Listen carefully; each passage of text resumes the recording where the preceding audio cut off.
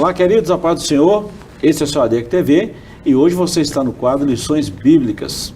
Estudaremos hoje a lição de número 10, o cativeiro de Israel, Reino do Norte.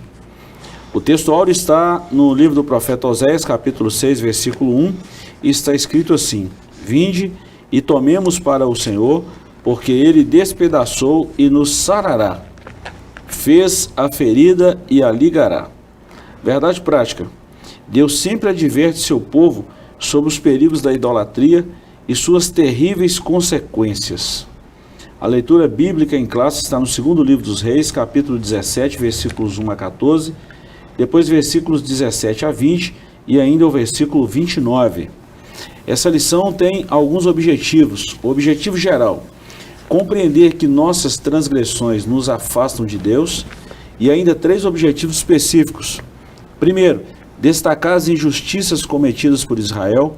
Segundo, ressaltar a insistência de Israel no pecado da idolatria. E terceiro, salientar o sincretismo em Samaria.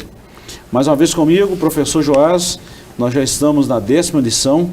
Parece que foi ontem mesmo que começamos lá no primeira lição, a ascensão de Salomão e a construção do templo, e já passamos aí por 9 lições e chegamos aí à 10ª, próximo aí do fim do trimestre. Que lições maravilhosas são essas, e hoje nós vamos estudar uma das importantes lições também, ou as consequências desse cativeiro, ou o que levou esse povo aí para o cativeiro. Lição muito boa, né?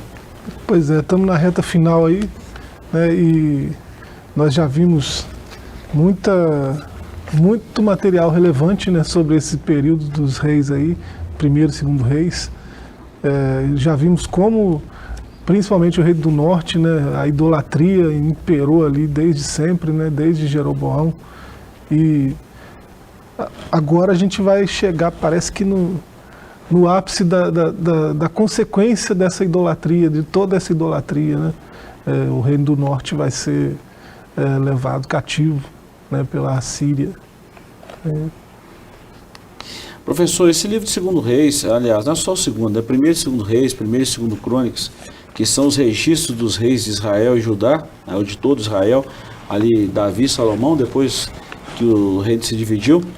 Mas esses livros são um livro bem histórico e de vez em quando alguém nos pergunta, até mesmo na escola dominical presencial. Esses dias eu tive com uma pessoa que me perguntou, seu irmão me perguntou assim: pastor, como que eu faço me entender esse contexto histórico desses dois livros, né? É o primeiro Reis e segundo Reis, primeira Crônicas e segunda Crônicas. Como que eu faço para entender o conteúdo desses livros? Qual a dica para isso, professor? É bom ter um bom comentário bíblico, né? Faz parte, né? Um bom livro de geografia bíblica é o que mais vai ajudar, né? Entender esse contexto aí. E é lógico ler o texto, né? Ler o texto, primeiro, segundo Reis, primeiro, segundo Crônicas, os profetas aí desses períodos. Isso tudo vai dar um contexto geral, né, e a compreensão vai, aos poucos vem. É complicado mesmo, que é muita coisa acontecendo, né, e tem um pedaço da história aqui, outro pedaço ali, a gente tem que juntar as peças do quebra-cabeça, né, para ter uma visão panorâmica, né. Foi exatamente o que eu falei para esse irmão, e falei com ele o seguinte: um dos princípios é a gente estudar bem esses 2 livros, ouvir bons comentários, né? Tem muitos professores bons aí, principalmente participar da escola dominical, que esse trimestre nós estamos assim, estamos recheados de informações bíblicas, isso é muito bom. E uma ajuda essencial é a ajuda do Espírito Santo na interpretação da palavra de Deus, né?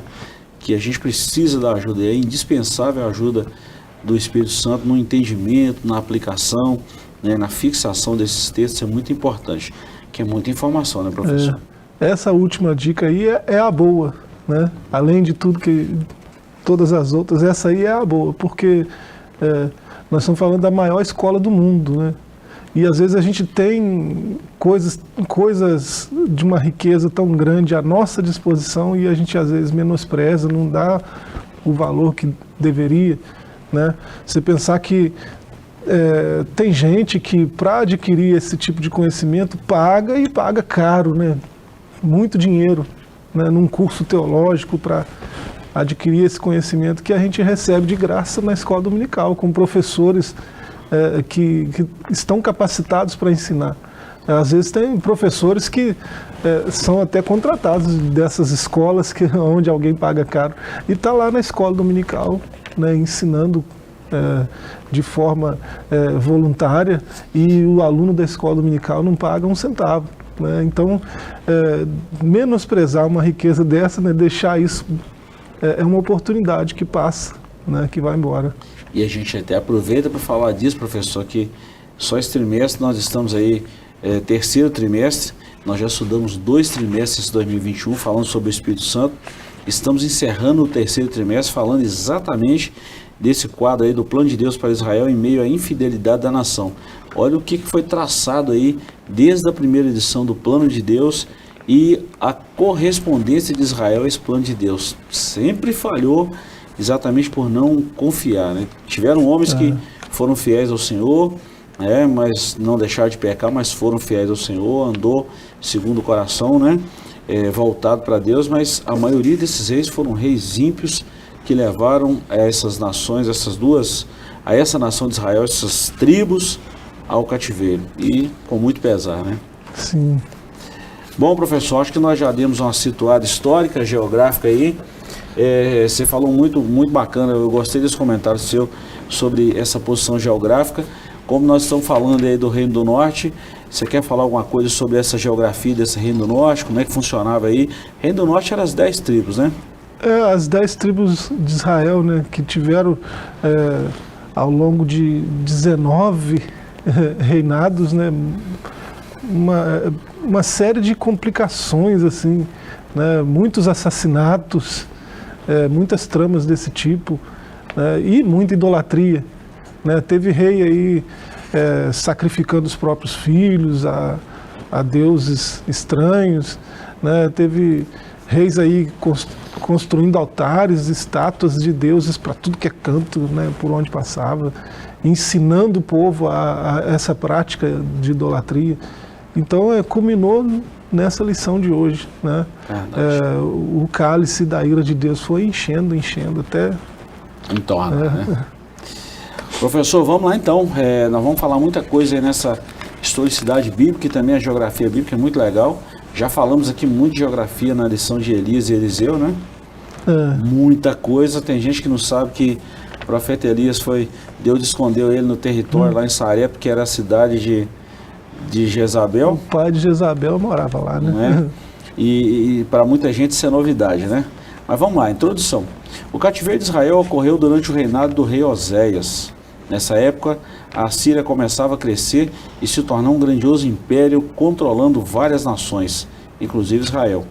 Durante os últimos 30 anos de Israel, o país fora acometido de muitas tragédias, injustiças e assassinatos, em razão de desprezarem e desobedecerem os mandamentos de Deus. A nação israelita entrou em decadência política, social, econômica e religiosa. Que tragédia, vamos falar assim, generalizada em todos os aspectos: política, social, econômica e religiosa. Poxa vida, pensa numa decadência, né? Todos os níveis de poder estão corrompidos, né? Então é uma decadência total, né? Sobre esse reinado do rei Oséias, né? É aí que vai se dar o cativeiro. Mas seria importante a gente dizer quem é esse rei Oséias aí, né? Muito bom. Antes disso aí, o Império Assírio ele foi conquistando cada vez mais, né, outros países como seus vassalos, né? E tinha um estilo bem peculiar de conquista, né? E eram muito violentos. E um pouco antes de Oséias, o rei Pecá, né, de Israel, e o rei Rizim da Síria, né, não da Assíria, da Síria, promoveram uma iniciativa de tentar frear esse império assírio, né? E acabou que não deu muito certo para eles. Nessa tentativa, eles procuraram a ajuda do reino do sul, né, a ajuda de Judá. e Judá se recusou, né? E eles acabaram tentando subjugar Judá, né? E o rei de Judá pede então o reforço da Assíria, né? Porque para lutar contra o império, o governo sírio e o governo de Israel, né, eles pediram ajuda do então império que está avançando aí no mundo daquela época. E é lógico, também foram devastados, né? Tanto a Síria quanto Israel foram devastados quando os assírios entraram de vez, né, na batalha, e o rei de Israel foi deposto, né, Peká, e o próprio rei assírio, né, colocou Oséias para governar em Israel, Reino do Norte, né? E é o rei do cativeiro. Por que ele é o rei do cativeiro? Porque uma vez que ele pediu ajuda, ele só se livrou por causa da ajuda dos assírios, ele tem uma dívida com eles, né? Uhum. É assim que funciona. Não existem favores nesse meio aí, né? Uhum. Quem pede um favor está contraindo uma obrigação, é lógico. Nesse tipo de situação de poder é assim que funciona, né? Então ele estava devendo, aí a dívida era imposto para mim, paga aí isso aqui de imposto. Uma hora Oséias cansou, decidiu não pagar mais imposto, fez uma aliança com o Egito, né, para atacar a Síria, né, e se livrar daquela imposição, né, de impostos. E aí veio o cativeiro, né? Aí a Síria vai contra o próprio Oséias, que eles mesmos colocaram lá. Professor, vamos dar uma situada histórica aí nesses grandes impérios. É muito bom a gente falar nisso, porque nós estamos numa lição importantíssima e cabe esse conteúdo, principalmente quando a gente fala desse cativeiro. Existiram grandes impérios no mundo, né? Por exemplo, o primeiro deles foi o Império Egípcio, que começou com muita força, e a gente vê até nos dias aqui desse rei aqui de Oséias, um pouco antes, que muita importância, né? Muito influente. O Egito é uma civilização aí de, vamos falar, de pelo menos 6.000 anos de história.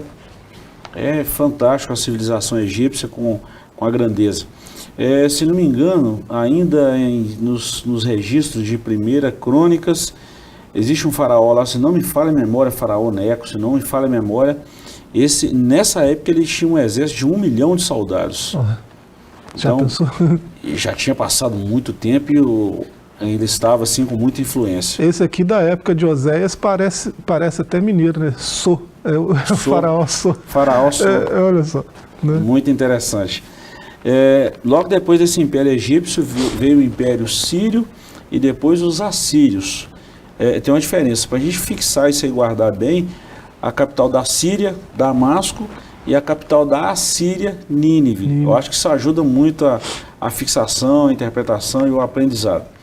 Depois disso aí, aí veio o Império Babilônico, com Nabucodonosor, Dario, Belsazar, que é a galera toda lá. Depois levantou o Império dos Medos e Persas, né? Depois veio o Império Grego e, por fim, o Império Romano. Isso. Então foram esses 7 impérios, 7 grandes impérios aí dentro da história. Nesse primeiro aqui... Que a gente vê na profecia de Daniel com muita clareza, né? Exatamente.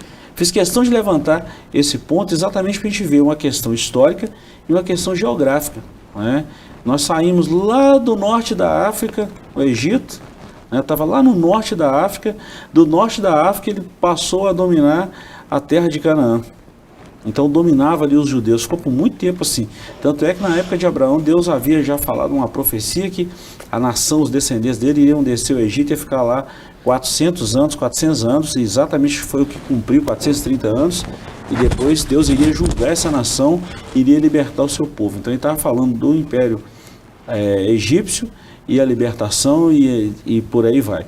Então nesse inteirinho aqui, o Egito já tinha passado, a Síria também, do grande Naamã, do general Naamã, também já tinha passado, e estava levantando o Império Assírico, o Império da Assíria. E era um império assim, vamos falar assim, Os piores guerreiros eram os assírios. Eles eram cruéis, indomáveis, ruins, e eles eram muito maus. E foi levantado para julgar uma nação que tinha tudo para ser uma nação, vamos dizer assim, abençoadíssima, perfeita, mas por causa do pecado eles foram condenados ou julgados por isso aí. Eles Triste dominavam pelo terror, né? Um governante que percebia que a Síria vinha contra ele, ele nem... que já sabia de quem que se tratava, ele nem empreendia esforço, ele nem sacrificava seus soldados, não. Porque, né, a crueldade era muito grande, né? Quando eles encontravam resistência, eles aumentavam a crueldade para tocar medo mesmo, até nos governantes, nos soldados, né? Coisa de cortar nariz, mutilar a orelha, né? E outras partes do corpo aí, né? Emparedar o sujeito vivo. Já pensou cortar os lábios, fica só, né? Era a tática que eles usavam, tocar o terror, né, para que nem se atrevam a lutar contra a gente. Né? Eu vou aproveitar isso que você está falando. Eu me lembrei de um negócio que eu li há muito tempo atrás num livro histórico. Talvez você tenha em casa está pensando assim, mas será que isso tem base bíblica? A gente, claro que sabe, tem a vontade. Mas e base histórica? Tem muito.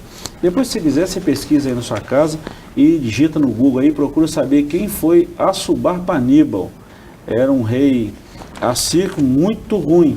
Esse camarada tinha mania de pegar o exército inimigo, levar ele num lugar bem alto, cortar a cabeça de todo mundo e virar o corpo, assim, só para atingir se fosse aqui em Caratinga, levava todo mundo para a Pedra de Itaúna, cortava a cabeça e julgava assim, virava o corpo de cabeça para baixo assim, e tingia a Pedra de Itaúna toda de sangue. Tão ruim que esse camarada era.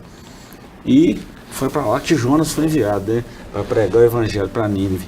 Mas tá bom, professor, acho que nós já demos um conteúdo histórico aqui desse primeiro ponto aqui, desse primeiro capítulo, mas deixa eu só reforçar aqui, capítulo 1 aqui, Samaria cercada pelo rei da Síria. Então nós vemos aí três subtópicos aí. Primeiro, Israel sob o reinado de Jeroboão. Segundo, a traição do rei Oséias. E terceiro aí, a advertência dos profetas. Vamos dar uma contextualizada aqui. Jeroboão II, terrível rei. Aí vem a traição do rei Oséias, que se aliou ao rei mineiro lá, né? Ao Egito. E depois Sô. E aí vem a advertência dos profetas para não entrar nessa onda de aliar com o adversário, e eles entraram e foram levados cativos. Que tristeza esse ponto que eles chegaram, né? Acabou no cativeiro, né? O ano 722 a.C., o governante da Síria é Salmanaser V, né? E já era profetizado isso por Oséias, por exemplo, né? O profeta Oséias, ele profetizou que Israel ia ser subjugado, seus filhos iam ser despedaçados, né? Uma referência à crueldade assíria, né? De cortar órgãos, né? E aquela crueldade toda, seus filhos despedaçados, suas grávidas partidas, né? Então uma referência muito clara à crueldade assíria, e que de fato aconteceu. O interessante é que os profetas não só disseram que isso ia acontecer, mas deram uma alternativa. Todos eles deram alternativa ao povo para que isso não acontecesse, né? Se vocês me buscarem, se vocês voltarem para mim, né, isso aí vocês vão ser livres disso aí, né? Mas o povo não deu ouvidos. Um profeta falava, o povo não dava ouvidos. O outro vinha e falava. Deus foi longânimo, foi insistente, foi sempre avisando, sempre falando, chamando o povo a voltar, mas o povo permaneceu idólatra. Outra coisa, professor, e a gente está quase fechando esse primeiro bloco aqui, e a gente fala aqui que Samaria foi cercada pelo rei da Síria, e exatamente nessa época existiam dois profetas aí que eram veementes, Oséias e Amós. Então vai aqui mais uma dica de conteúdo histórico. Quem quiser saber um pouco mais o que originou o cativeiro de Israel, essas tribos do norte aí, é só dar uma olhadinha nos oráculos de Oséias e Amós, o contexto histórico ali, como vivia, principalmente Oséias, né? A injustiça no meio religioso, né? O sacerdote faziam coisas terríveis no âmbito religioso, a política, que era de origem real, né? Estava uma bagunça que só, os pobres eram desprezados, os idosos também, é complicado. O social nem se fala, a ponto de Oséias e Amós ser duro com eles, e aí Amós lança uma palavra de Deus, uma profecia, que a gente fecha esse bloco falando. Amós 8:11, está escrito lá: eis que vem dias, diz o Senhor, em que enviarei fome sobre a terra, não fome de pão nem sede de água, mas de ouvirem as minhas palavras. Que tristeza para esse reino e para esse rei ouvir uma palavra dura como essa, e mesmo assim eles não se converteram. Não deram ouvido às advertências, né? Os profetas vieram advertindo, né, sobre tudo isso, sobre a injustiça social, sobre a prática da idolatria, né, sobre as injustiças mesmo. Os ricos chegavam, tomavam as posses, né, dos que não eram tão ricos quanto eles, e ficava por isso mesmo, né? E tanta coisa injusta acontecendo, e tudo isso foi advertido, né? Eles foram repreendidos por essas práticas, e até pela apostasia, né, pela idolatria, mas não deram ouvidos, e deu no que deu. Veio o cativeiro. Professor, nós vamos fazer uma pequena pausa aqui e a gente volta. Nós vamos para um pequeno intervalo, voltamos já já com a segunda parte, o segundo bloco desse comentário maravilhoso dessa lição de número 10. Não saia daí, voltamos já já.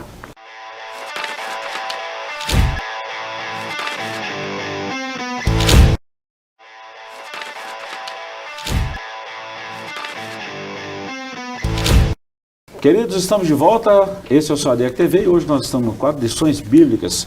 Estamos falando da lição de número 10, o cativeiro do Reino do Norte, né? Cativeiro de Israel, Reino do Norte. Professor, nós encerramos o bloco anterior falando aí que esses dois profetas, Oséias e Amós, levantaram contra, vamos falar assim, a impiedade desses reis em 4 esferas: religiosa, política, social e também... Deixa eu lembrar aqui na lição, deixa eu pegar aqui, ó, política, social, religiosa e econômica. Essas 4 esferas estavam totalmente devastadas pelo sincretismo, essa mistura entre o povo de Deus e outras nações aí que levou esse povo à idolatria. Vem uma pergunta, professor: será que a história não se repete? Poxa vida, tanta confusão que temos hoje, né, em todas essas ordens. Você procurar uma religião verdadeira, né, você tem que procurar com lupa, né, e nós estamos falando de forma geral mesmo, né, e a gente se enquadra nisso. Sim. Né, estamos incluídos nisso aí.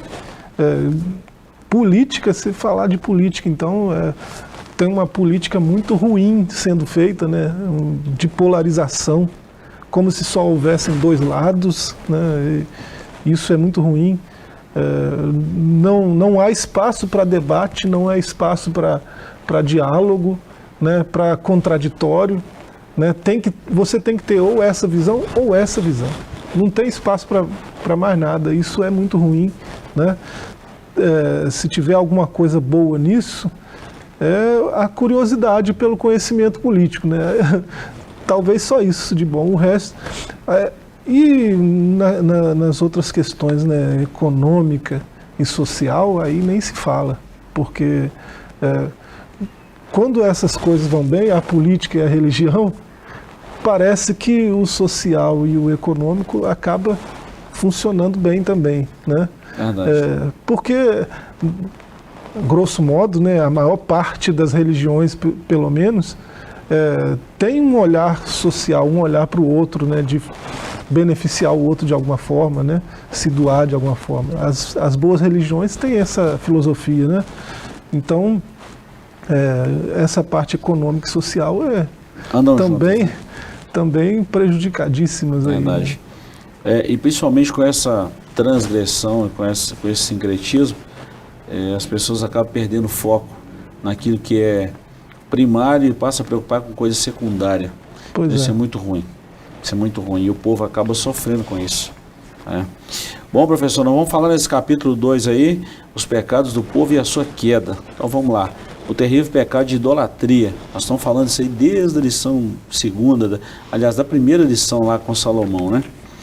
Desde que o reino de Israel foi dividido, o norte se inclinou mais intensamente à idolatria que o sul. Provavelmente essa foi a razão de Israel ter sido levado para o cativo algumas dezenas de anos antes de Judá. Apesar do caos espiritual, a rejeição de Israel, Deus queria salvar o povo. Foi então que o Senhor convocou o profeta Oséias para uma situação bastante estranha. Pediu que ele se casasse com uma prostituta e tivesse com ela filhos. Essa prostituta representaria a nação de Israel. E daí para frente, Oséias cumpriu tudo isso que o Senhor havia falado, casou com Gomer, teve filho, a mulher largou, ele tornou a buscar, depois a mulher foi embora de novo, e aconteceu isso aí repetidas vezes, e aquilo ali Deus estava fazendo quase que uma parábola, assim, só faltava abrir a cabeça do povo de Israel e colocar isso na cabeça deles, e mesmo assim eles não entenderam o que Deus estava mostrando para eles. Professor, voltamos à geografia bíblica.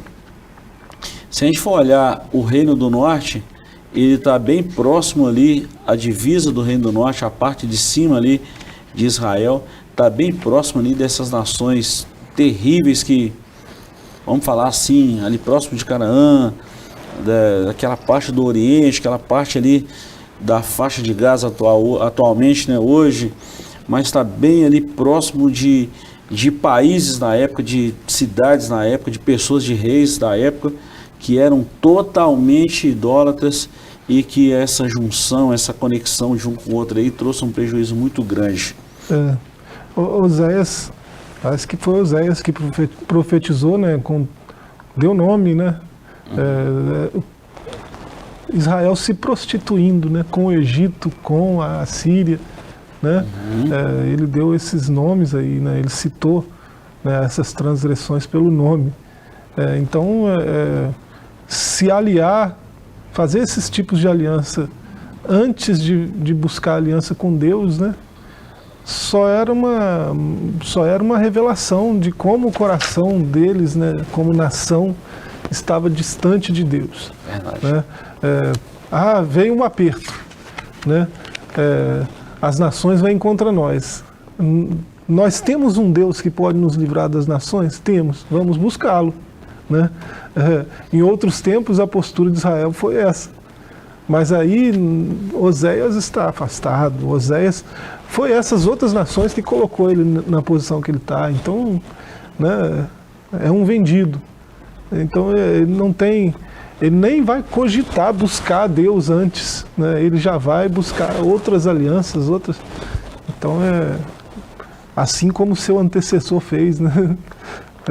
Os seus vizinhos fizeram, antes de buscar Deus, buscou aliados que são inimigos de Deus, né? Então não podia dar certo. Tinha tudo para dar errado, né? E essa aliança começou com Josafá e Acabe, né? Pois é.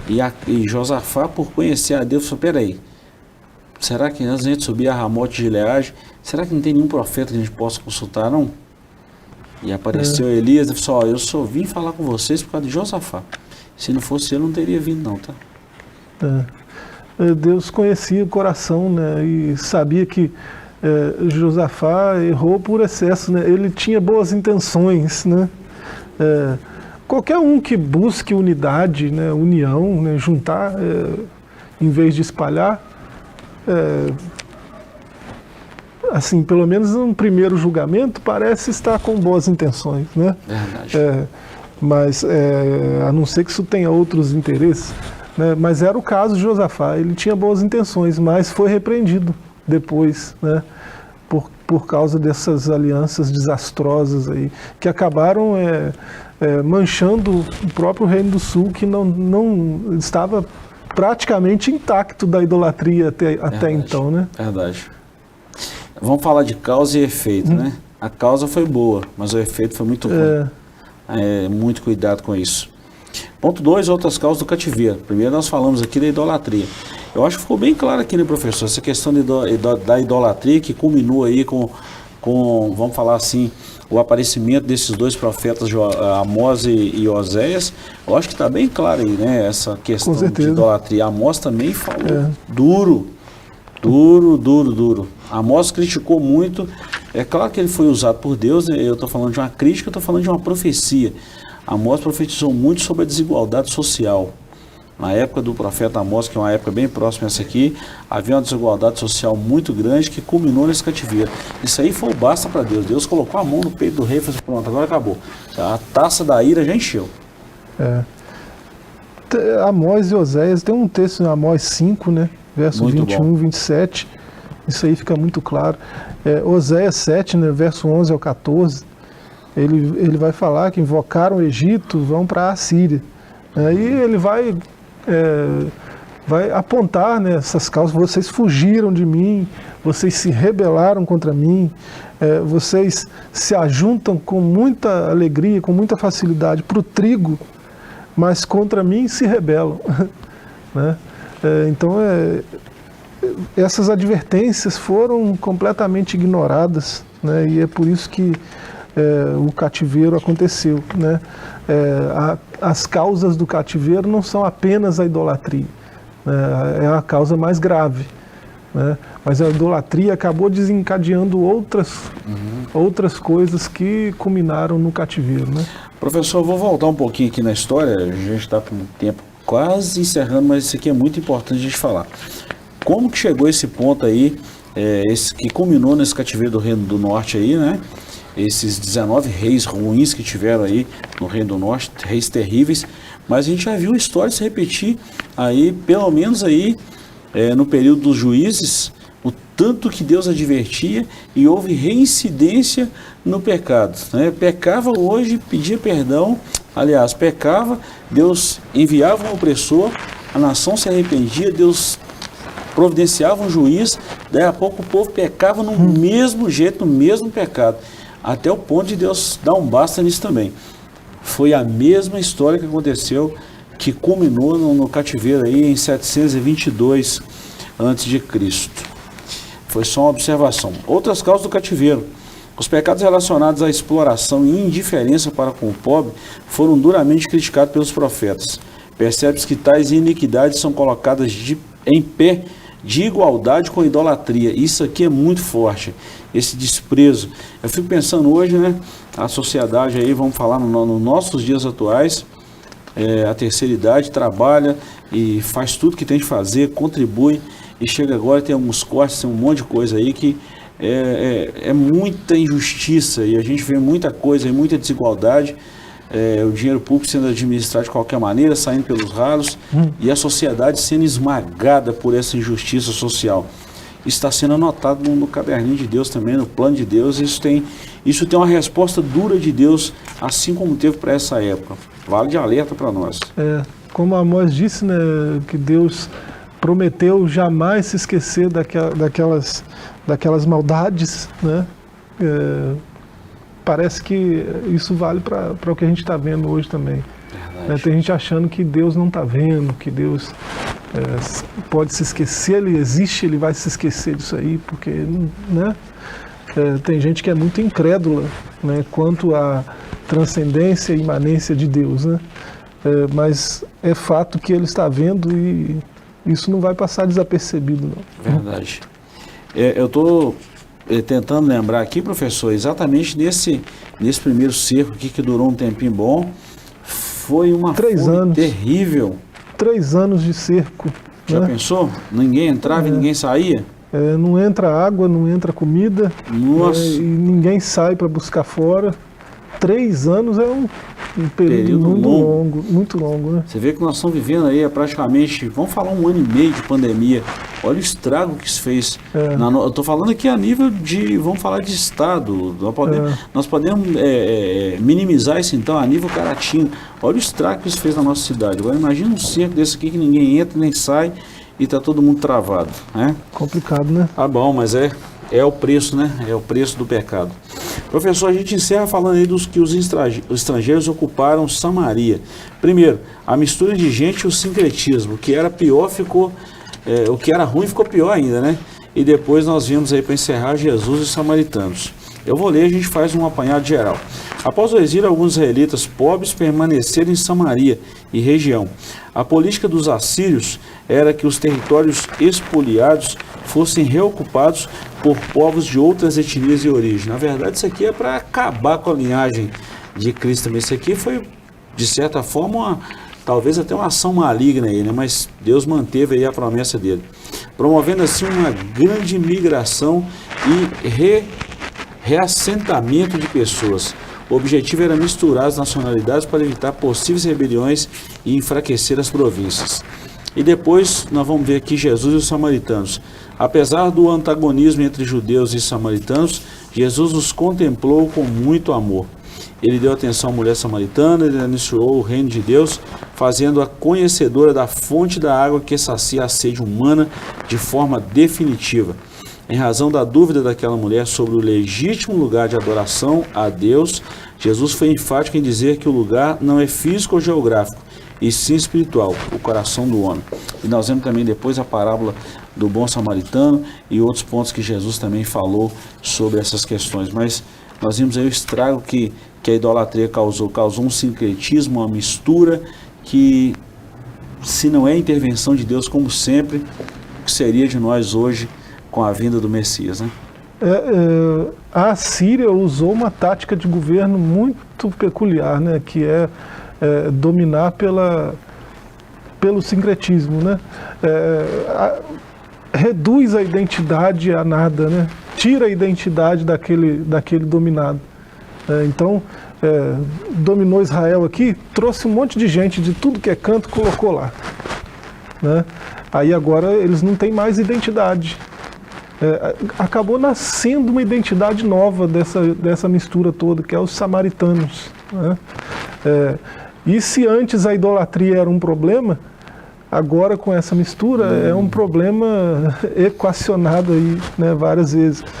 Tinha ali, você podia contar, né, os deuses que tinha ali naquela idolatria toda que Deus condenou, né, com tanta veemência: Baal e Mamon, né? Então, agora, se você ler capítulo 17, né, verso 30 de 2 Reis, Benote, Nergal, Azima, Nibás, Tartag, Adrameleque, Anameleque, olha quantidade de deuses que tem agora, né? Então a coisa piorou e piorou bastante, né? A idolatria, que já era um problema, agora é um problemão, né? É interessante que, como foi aquele monte de gente para o cativeiro, né? Parece que mais de 27 mil pessoas, né? Os leões começaram a predominar ali, começou a matar muita gente, e alguém convenceu o rei de que aquilo era maldição de Deus, porque o Deus da terra não estava sendo adorado, né? Aquele sincretismo trouxe algum... Então, o próprio causador da coisa, ele é advertido de que pode ter um problema. É lógico que a Bíblia não diz que o problema dos leões era esse, né? Que quando a Bíblia diz que né? Deus mandou, né? Sim, sim. Mas ele acabou, porque eles colocavam os sacerdotes que eles escolhiam, assim, né? A esmo, e aí ele acabou colocando um sacerdote mesmo para ver se aplacava a tal ira do Deus da terra, né? Então o sincretismo foi um problema que piorou os problemas que já existiram, né? É o que a gente vê, professor, que sem Deus o que está ruim pode ficar pior. Pois é. Muito pior. E a gente viu isso em Israel de uma forma, num exponencial muito grande. A gente trazendo para o nosso contexto, tem uma coisa que a gente... esse mal persiste hoje, né? E tem gente que se ilude achando que isso não existe, né? O Leviatã é só uma fábula, por exemplo, né? Eu não sei se os entendedores entenderão, né? Mas é fato que gente que aparentemente não tem poder nenhum é capaz de influenciar gerações inteiras e ir para o mal, né? Então é o governo ideológico, é o poder da ideologia. E a gente hoje trata isso com a banalidade, né? E acha que isso não é um problema. Olha o que aconteceu com Israel, né? Parece que não tinha poder nenhum, aquele monte de gente vindo de um monte de lugar. Mas e a ideologia que se formou, né? Eu vou falar uma coisa que nós vamos estudar isso mais para frente, mas como nós falamos de alguns impérios, a gente encerra falando isso. Olha o poder da influência desse sincretismo. Antes dos romanos, o povo Alexandre o Grande, né, os gregos estavam no poder. Os gregos foram vencidos pela força dos romanos, porque os romanos eram bárbaros. E daí a pouco começa a vir os saxões, na época do Império Romano, a gente viu muito essa história também. Mas os gregos dominaram o romano pela cultura. Tanto é que a língua que se falava no Império Romano era o grego. Olha o Novo Testamento. Eles não têm mais poder, né, politicamente falando, mas qual que é a linguagem que os jovens usam? Né? Quais são os modos dos jovens, dos cidadãos se portarem? Qual que é a ética deles? Tudo é grego. Tudo. Qual que é a teologia deles? Qual que é a filosofia? Então você percebe que o próprio Romano, naquela estátua de Daniel, também naquela visão, ia chegar um certo tempo, que esse tempo está bem próximo aí, né? Que não tinha liga, era um barro com ferro. Isso é coisa para lições para frente. Né? Nós chegamos ao final dessa lição maravilhosa, queremos te agradecer pelo carinho, pela companhia, e Deus te abençoe. Na próxima semana vamos te dar uma lição maravilhosa. Convidamos a você a continuar conosco. Deus te abençoe, um forte abraço e até lá.